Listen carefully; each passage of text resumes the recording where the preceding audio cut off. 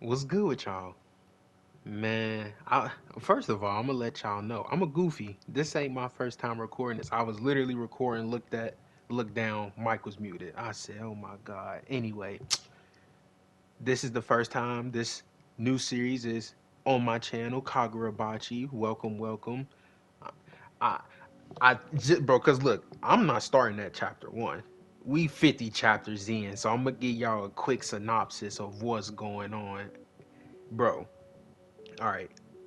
You got a dude who made six set of swords back in the day for a war. They won the war, right? They sent that, you know what I'm saying? They won the war. The swords have special powers. When those sorcerers who had the swords won the war, he took the swords back and kept them, right? There was a group of sorcerers known as the Hashaku. Remember that name, very important. Main group of enemies that's in the story right now. The Hashaku sent a group of sorcerers to his crib, dropped him off, took the six swords, right? But when he was making those six swords, he was crafting them with his son, Chihiro, however you want to pronounce his name. After they killed him, they didn't know that there was a seventh sword that he created strictly for his son. It's some symbolism behind the sword. The sword is like a set of goldfish, and I think they had like a set of goldfish pets, and he kind of like modeled it after that. But pretty much, he's super fast with the sword, super strong. It's kind of like sorry, it's kind of like a John Wick style anime, but think it has like sorcerers, so it kind of gives that JJK vibe. Like I said in my ordeal video, when I'm reading this, it's gonna feel like I'm reading JJK because I can't pronounce half of these names that they be saying. But um, there was a lot that's going on. Like I said, I really do highly suggest that y'all read it. I know this video is gonna be kind of long because I kind of want to at least give a synopsis of something before I get into what's going on, because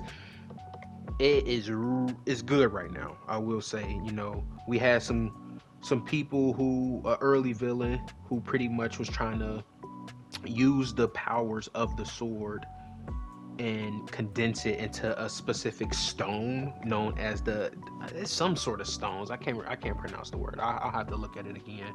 But these stones let them have powers to kind of like counteract the sword. So the main group of enemies have these stones. We don't know how many, but they keep sending fodder with the stones. The stones got powers. You might get like a buff. You might have what I'm saying, a few little powers, but the stones right now are unstable. So if you take a stone, it's you pretty much gonna kill yourself. So if they give you a stone, it's a suicide mission if you use it.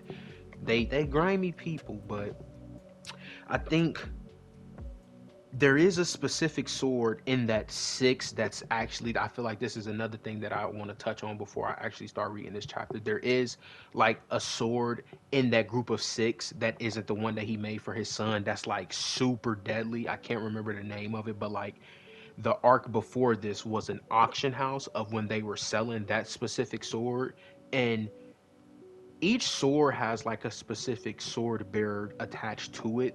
The sword bearer for this sword wasn't even there. I think the government, the what are they named? The government of this verse is called like the Kamunabi, something like that. But they have a prisoner, if I'm not mistaken, who is the wielder of that specific sword. The sword is OD, is super, it's just very destructive. I mean, I feel like the swords that we have seen so far is Chihiro's, which is the goldfish. It is kind of like a water take. There was the first villain. His name was Sojo. He had a lightning sword. OD. Like, I really think y'all should just go read it. Like I said, I'm just about to hop into this chapter, dude. I know it's probably gonna be like, what the hell am I listening to? I know what's going on. That's all you need to know. All right.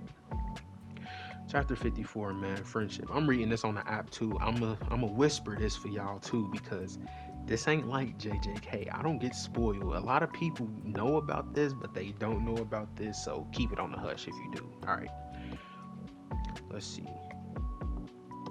I ain't gonna lie, this is one of the main villains who showed up in the bad guy group. So let's see what he's talking about. I got the basic gist of the Kamunabi's strategy. The Kamunabi is the government of this verse, the government that protects the people from these bullshit ass swords. The government low key want these swords because they don't want it in bad people's hands. So Kamunabi government, remember that. And this dude, I think, is just like one of the dogs in the Hashaku, which is the bad guy group. He says they're shoring up their fighting power at each fortress in anticipation of an attack. Oh, sorry. Yeah, I should probably let y'all know. They just rushed pretty much. I can't they there's specific sword bearers that are like tied to the swords that were used in the war. They're still alive. They are trying to drop them off so they can't use the swords, and so that the I guess the Hashaku has people that can potentially use them. They are rushing them right now. We did get introduced to two other sword bearers. I cannot remember their names, so but they're probably gonna pop up very soon. So I'll say their names. But one of them is kind of like a ninja dude.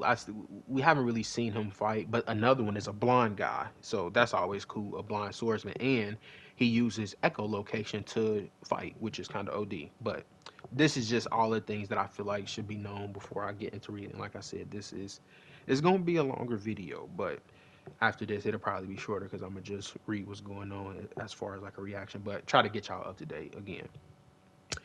Uh, and if they're willing to incorporate a maverick like Chihiro as a part of their as a part of that, then they're clearly stretched thin. Then I haven't pinpointed is Shiba's position. Shiba is sorry again. Shiba is a friend of Chihiro's dad, which is the guy again who made the swords. He was a good friend of his, but after he had got killed, he kind of took Chihiro. I'm not gonna say like under his wing. He kind of looked out for him, so he be rocking with Chihiro when he be boxing these people. There's a whole range of I think he has a teleportation skill as well. I'll say that. There's a whole range of skill levels in the world of sorcerers. He's at the very pinnacle. Okay, this is new information to me, so apparently he's OD. We really struggled to get past him 3 years ago. I'll keep searching. This is the Hashaku saying that they don't know about doing it. He's the coldest, so that's pretty good to know. In any case, the Kamunabi still refuses to divert power from their main Tokyo headquarters. It must be to protect the sword master. They must be harboring him somewhere in Tokyo. Again, the sword master, that's the guy of the code. I wish I could remember the name. I ain't gonna hold you.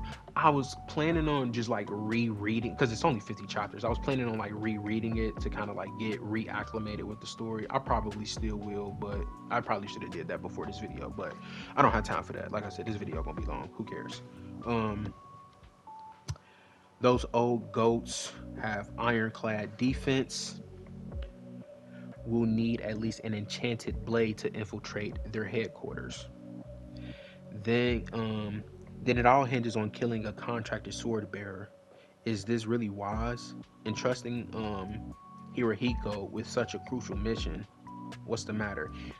Sorry to stop again, but I want to make sure y'all up to speed. Hirohiko is a new quote unquote villain that is in the story. He's kind of the person who's been kind of like trading with Chihiro, our main hero. To me, I'm not gonna hold you. He's kind of mid right now. He be making like paper, like origami doves and sending it through people. He's weird, but that's him. If I'm not mistaken. I don't know who this dude is on the phone. He said, "What's the matter?" Hirohiko managed to catch up, but catch up to Uraha, but then that fool Hirohiko texted him, "Gonna have a little fun with Chihiro. Uraha's headed for the temple, watching a play. That is hell." Yeah, so Uraha is the ninja kind of sword bearer. They popped up on him. He actually tried to he dropped off a few of his folks to try to get a reaction out of him, but he stood solid. He's cold with the sword too, but it was only seen a few little things. He can hold off for himself. Let's say that he's not no slouch. But I don't know too much about him still. Well, he's still controlling the troops, right? then there's no problem. In fact, it's a good opportunity. Why is this nigga on a kid's seesaw? I'm weak as hell. Hirohiko's gifts in battle are invaluable. His sorcery can hardly be called powerful, but he's evolved it at such an amazing extent. That's literally, you see what I just said? How I just said he's kind of mid, but he just said that he's OD and he morphed this shit in such a small time. He'll master an enchanted blade quickly. So they're planning on giving him a blade. Interesting. So I don't think he's gonna. He just last chapter. I wish I would have read because I think Chihiro got him in a bind because he kind of like underestimated him, thinking he wouldn't like turn up in that play with all them hostages, but he low key did some Batman shit to him and he dropped him off. I think he cut his arm off too. So I thought he was gonna die, but they're planning on giving him a blade. So let's see what happens. Um, but I haven't let him experience the whole world much yet, so he's still psychologically immature. It'll be good for him to interact with Chihiro some before he obtains an enchanted blade. But we've put so much into setting this up. What if Hirohiko blows it? Don't worry, we have a number of backup plans, including our trump card. Okay. We set this up so that we can afford to screw up. So no need to stress. For Hirohiko, screwing up, losing a battle, and learning how the enemy thinks, all of that is good experience learning. Sorry, good learning experience. All right, now we back to Chihiro. Uh, that's kind of scary. Not gonna lie to you. The fact that they talking like that, like that's kind of scary. But let's just keep reading because I don't want this video to be too long. He says now spill everything. He talking to we back with Chihiro. He talking with dude now. Kuro. After he took the onslaught of my crane, suddenly everything went black. Chihiro literally cut off both of his arms. What did you do? You were detecting my location by filling the air with paper. I just did the same. I filled the space with goldfish and detected your position as they took over the visual field. If you could do that, why let the crane slash you up? I saw that you don't always make those papers into cranes. You need to have them within reach to fold them, don't you? And you can only use that firepower once. After the cranes attacked, the cranes die. I didn't use Kuro to fill the space initially because if you had any cranes left over, you might get desperate and attack an innocent bystander. So I chose to leave myself open and let all those cranes use themselves up on me. My snot, bruh, good battle IQ. This is Chihiro, you know what I'm saying? He says, why though? Why would you go to such extremes just to protect them? He says, in the end, they're nothing like us. So long as they're safe, I don't care. It doesn't matter how they see me. Killing is honorable. Yes, but both. Yes, we're both killers, but I don't get it. Like me, his sole purpose in life is to kill. Now we finally meet. Then why? I can't refuse to accept your ways. I don't get it, but killing is killing. Not all killing is the same. If all killing was equivalent to what you guys do, I'd be betraying the beliefs of my heroes. I refuse to accept that. But you're like me. Why don't you understand? We're the same. If we can't meet each other, if we can't meet each other and connect, no. That's why we seek to kill each other. Mm, I get it. We seek to kill each other because we're different. That's why when we met, we fight to the death with everything we got. Friendship. The Hishaku is a small group of 10. He's literally just telling them? Okay. The Hishaku is a small group of 10 sorcerers. He said, you said to talk. Continue. Our leader is a man named Yura. You met him at the Rakuzachi. That was the Rakuzachi is the auction that they held for that specific sword. The dude who was just rocking back and forth on that kid seesaw, he is apparently the leader. His name is Yura. This is good information to me as well. I didn't know. Hold on, people, making sure I ain't dead. Um, okay, this is good. Our current plan, as you know, is to attack the fortresses. For this operation, we hired 68 outside sorcerers. We had 34 Seki weapons in our stockpile, which are those stones that can be used to kind of quote unquote equal the power of an enchanted blade, but it costs you your life 9 times out of 10. Um, and for this task, I was given total command of all our forces, including the Hishaku members. Well, interesting move. Security, this is Euro now. Security has been beefed up at each fortress. I'm sure they've reinforced their other countermeasures too. I think it's a smart move. Well, it's a smart move, but it's also a gamble. We deployed just enough firepower to match 4 fortresses.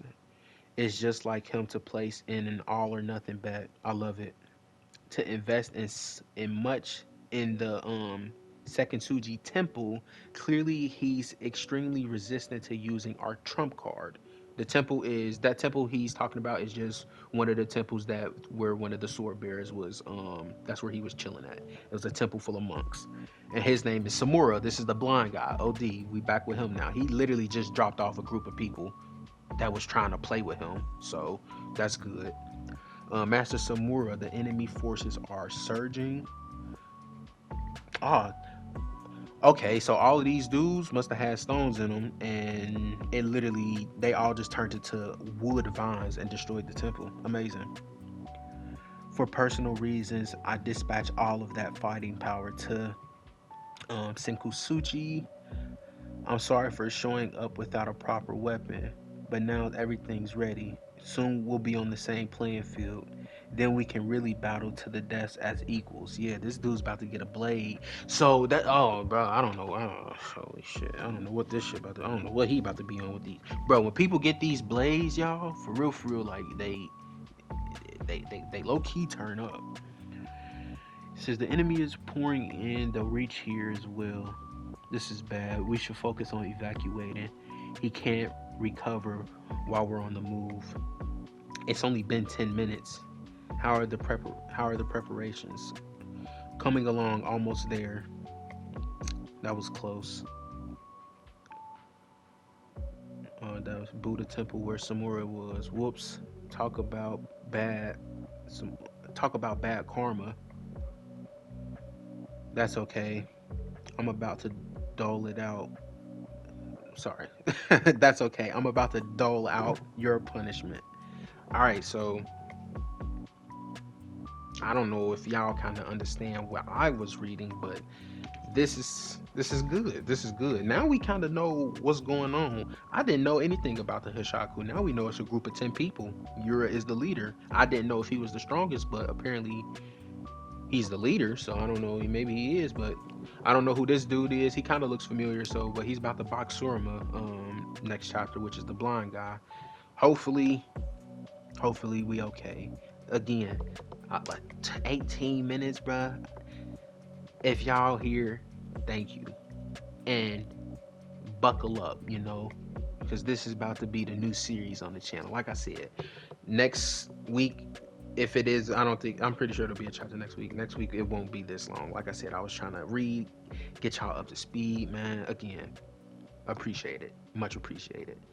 Before I let y'all go, man, y'all know what the freak to do, man. YouTube jazz, man. Like, subscribe, leave a comment if you was rocking with the video, man. I truly appreciate y'all if y'all right here.